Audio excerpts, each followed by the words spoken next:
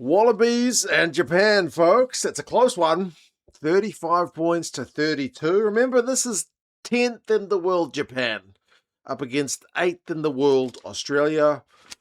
The kind of Aussie commentary team in the build-up to this one talked about the kind of old guard, new guard thing. I think that's pretty fair. So it's two relatively kind of evenly matched teams in the scheme of things, but Les Kiss, in his first game in charge, gets the win over Eddie's boys. There were some impressive moments, and there were some defensive lapses. There were some big scrums.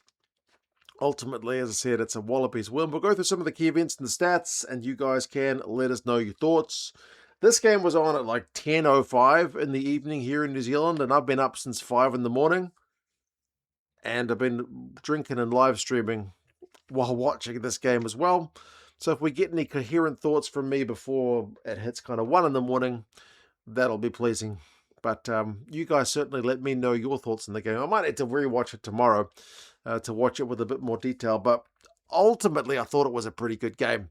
But certainly, yeah, the defense for Les, at times, it was just really disjointed. There were guys sticking and other guys really shooting up out of the line. And the one man who they highlighted as being a potential bit of a hothead in the pre-match press conference, and Les assured us he was going to be fine, Miles Amatosero, he got himself a red card for a pretty stupid clean out. A 20-minute red card, not permanent, but yeah, not ideal for a guy in his first Wallaby start. Let's go through some of the kind of key events and stats and whatnot. Japan, kicking game early, absolutely pinned the Wallabies back. And it's something we saw them do against Italy. I mentioned it before. Their kicking game was really able to pin the Wallabies just in their own half. It's a really effective kicking game, especially when they use the width on it. Kick chase, make the Wallabies guys' lives pretty miserable. And apart from one break where the Wallabies got like a 22 entry down Japan's end, in the first 10 minutes, it was pretty much all Japan. The Wallabies were largely defending, winning turnovers, and the winning turnovers thing wins their Wallabies this game, I swear. We'll get to those stats at the end, but the Wallabies are one of the best sides in the world at winning turnovers, and they showed some of that here. First try, though, comes to Japan, and it's from a Wallabies, it's from a turnover, but it's also from a mistake, because they win a penalty in their own 22, and then, is it Fraser McCright that taps it? I know he ends up running it, but they decide to go quickly, the Wallabies, after the turnover, when it's like you've been under the pump, you've just won a turnover. I know you want to run at pace, but it's bloody hot in Japan. They're going to have water breaks later on, so let's just kick for touch and settle things down. No, they look to go quick and try to exploit the Japanese guys napping, but they don't. They end up losing the ball. And the Japanese just go right back on attack. And the youngster Ito, who's only in his first professional season with Japan, he's able to step past a pretty tired-looking Harry Wilson, who probably could have used a breather as they, walk towards a line-out. No, he gets stepped by the young Japanese 10, and it is 7 points to 0 for Japan. Honestly, I feel like the Wallabies are the masters of their own demise with that one. It's a mistake which is punished. But then they get it back pretty quickly. Potter is able to finish one off for the Wallabies, and it's a mistake punished as well. It's not so much a decision-making thing from the Japanese guys, but they go for an intercept. I think it's Tyra Main, the winger, goes for an intercept, can't quite get it, but because the ball bobbles off him, that's kind of that broken play opportunity that the Wallabies need. The Wallabies pounce on it, and they shifted the ball really well from the initial line break down the right, through the hands to the left. Potter beats some defenders on the way. I don't think the Japanese will be very happy with the defending on Potter. I feel like they probably should have stopped them. But there was some pretty soft, attempted tackles in that one. But Potter's a good player, and it's 7 points apiece. So both sides, I think, will be pretty unhappy with the way they conceded their first tries, to be honest. 20 minutes in, I have a look at the stats, because it feels like the Aussies have been still camped down their own end, and it is close to 70% territory for the Japanese. But we are all locked up on the scoreboard. The Wallabies are winning penalties. Like at the breakdown, Josh Cannon was in there. Japan are knocking it on. So despite all the territorial pressure, not able to convert their chances. And then, wow, from the Wallabies. Kind of a one-shot, one-kill moment from them, because they get a line-out play. and they absolutely make the most of it. It's ball down the lineouts of the right wing, but they shift it through the hands of those sexy Wallabies backs. I think Fraser McRight's in the mix as well, isn't he? But the hands from the Wallabies backs, I think it's Lonergan and Meredith, and then wide ball through like McWright, Jorgensen, and then Tom Wright. He's able to finish it off. As I said, I don't want to say against the run of play, but we highlighted in the build-up that the Wallabies have got a pretty good red zone efficiency. This was just when we get a chance, we take it. 14-7. They are in front. And just as they are looking to, you feel like, put the squeeze on Japan, because they actually get some time camped down the Japanese end, then the red card happens. Miles Amatasero, who, as I said, has got a bit of a reputation for being a hothead, which I think largely comes from the fact that he had a dust-up with and gave a black eye to one of his own teammates in the Waratahs preseason. He gets red carded for putting in a kind of no arms, no wrap shot on Warner Durns, the Japanese captain, as he's trying to clear him out. I thought they might mitigate it because he's also being cleared out by Valentini at the same time. They would find some kind of height change to worm or weasel their way out of it, but they just said he's always illegal, and it's a dangerous shot to the head, so it is upgraded to a 20-minute red. So, yeah, so much for all that Wallabies pressure. It is absolutely let off with that decision. So, yeah, what can the Japanese do? 14v15. They can pretty much immediately punish. The red card's on 31. The next try is 33 minutes. It is very efficient from the Japanese. Some big carries from the forwards. Takauchi, the big tight head. We highlighted him as well. He loves a carry. He carries, he releases, picks and goes again.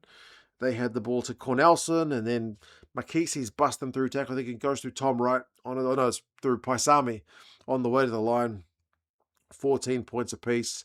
That is how we go into the sheds at halftime. And to be fair, the Japanese had gone close before halftime too, because they won a scrum penalty. Their scrum is pretty good. Durns had a big carry. But Tom Wright had won a nice penalty at the breakdown. Like, the Wallabies didn't have any one player winning heaps of turnovers. It was a little bit of effort from everybody in this one. So, yeah, we go into the sheds 14 points apiece. The Japanese have had 56% possession, 61% territory, more line breaks 7-1, more defenders beaten 12-8. They've been doing less kicking because they've not needed to. They've only kicked 6 times. There were a few, as I said, probing kicks early to keep the Wallabies down their own end, but it was largely the Wallabies would kick it out and the Japanese would run it back at them. So, apart from the Wallabies 5 turnovers 1-1, and the scoreboard being even, things, I don't think we're looking that flash, but they'd survived a pretty good Japanese half, and, good teams can do that. Even if they're not playing the better rugby, they can still be in touch or in front on the scoreboard, and that's what the Wallabies were in this one. Great start to their second half. The backs really got going. Suoliti, Jorgensen, McWright. McWright's not a back, but he's in there as well. Again, they all combined, just popping the passing. Lonergan was there, popping the ball from the deck.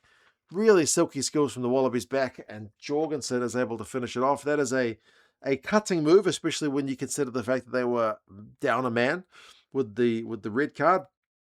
But again, there's this kind of hit bat factor in this game, which makes it a cracking game, because the Jorgensen tries on 41, the Iweta tries only 3 minutes later on 44. So it is very much a kind of tit-for-tat game.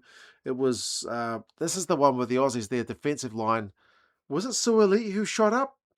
It shot up and just creates a really disjointed Wallabies defensive line, which the Japanese winger is absolutely able to exploit all kinds of space. Misconversion was pretty poor from Matsunaga. So 21-19. It should be 21 apiece. I wrote 21 on the book because I was like, he's going to kick that. But he missed it. So still advantage to the Wallabies, but only by the 2 points. The exchange continues though, because like Takauchi has a big pick and go. He gets turned over at the breakdown. We get a great touch finder from Meredith. The number 10, whose inclusion was a little bit of a, I don't want to say a surprise, but you thought maybe they bring back Carter Gordon, maybe they bring in Ben Donaldson, start at 10. Declan Meredith was back to have another game. It was his kick for touch on the back of that Wallabies turnover one was fantastic. It's a peach of a kick. He's miles out, but he puts it 5 meters out. It is a really, really great kick from Declan Meredith. Line out, close range phases. And then Fraser McRae is able to go over for a try. He's a hell of a player. He's had a lot of tackles and whatnot in this game. 28 points to 19. Japan then opt for penalties, which is maybe a bit of a testament to the Wallabies' ability to turn over, and also the fact that it was towards the end of the red card and the Japanese wanted to get back within touching distance. So they slot one at the end of the red card to make it 28-22, and then another one a few minutes later. There was all the Japanese pressure, to be fair. That gets them back within a really touching distance position, 28-25. I did feel like the Aussies had a chance which could have cost them towards the end of the game. We were like 60 plus minutes in. The Wallabies finally start getting some momentum, having been under the pump a little bit. And again, I feel like poor decision making where they go for another quick tap. They're clearly under instructions to keep the tempo high, because we saw them earlier. First try conceded come from a quick tap. It's another Wallabies quick tap, trying to exploit the Japanese before they're ready. But Meredith just taps it, and it like goes over his flipping head. And then Ryan Lonergan saves his graces by like pouncing on it, but then he immediately concedes a penalty for not releasing. It's just, come on, like, pick the moment to do that. That wasn't the moment. Slow it down, maybe. Take your time. They absolutely lose an opportunity. They still get it a few minutes later because Tupou is able to burrow over from the closest of close range efforts after a line out to make it 35-25. So I was thinking, okay, the 10-point lead, maybe that's game, although Warner Durns had more things to say because he got a try very much towards full time, which kept the game alive from them. It was close range one from Japan, as they were just looking to tuck it up the jump and play low risk footy, and it worked out for them. 35-32. Wallabies kickoff goes long. Japan need to go length of the field, but the veteran Michael Leach knocks it on, and a big hit from the Wallabies. Wallabies kick it out, and it's pretty much game. So a good tit for tat game. Both sides will get something from that. I think Les will have some learnings and things to work on from that one for sure. But for his first game in charge, things are changing. It could have been worse against a team which is only 2 spots different from you in the world rankings, away from home, in the heat. The Wallabies handled the conditions okay, and Japan gave a really good account of themselves, man. They're still a really good team. And 4 tries is the most they've scored in all their tests against the Tier 1 teams this year. Like in the Nations Championship, they couldn't score 4 against Italy, against Ireland, or against France. So that's maybe a step in the right direction. Line breaks is 9-7 to Japan. Defenders beaten 24-23 to Japan. Possession 53-47 to Japan. Territory 55-45 to Japan. So they got lots of key stats that they should be winning the game. Run meters was 546 to 492, again to Japan. But where's the killer one that I think the Wallabies win the game? Turnovers 1 finishes 8-2.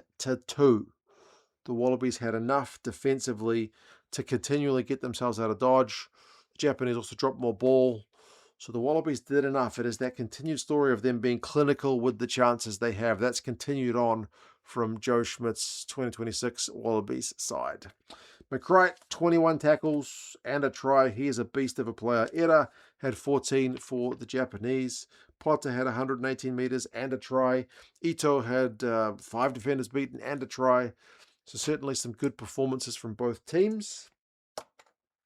But yeah, ultimately it's the Wallabies who get the win. Remember, they're going to play again, but the next one's an Australian game. So we'll see how they do on the other side.